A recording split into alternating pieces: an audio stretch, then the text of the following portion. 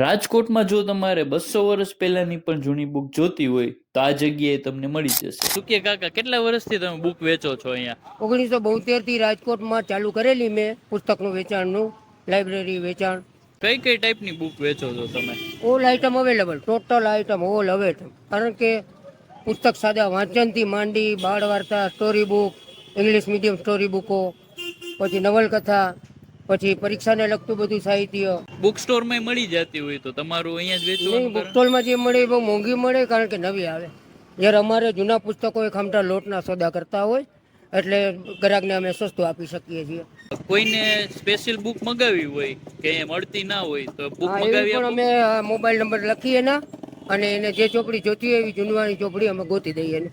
100 વર્ષ, 200 વર્ષ પહેલાના હસ્તલિખિત ને એવા પુસ્તકો ઘરે પડ્યા હોય. દર રવિવારે સવારે 6 વાગે 6 થી 2 આપણે કૌશિક કોટન રૂની દુકાન છે, ત્યાં અમારી ઓટલે બેઠક છે.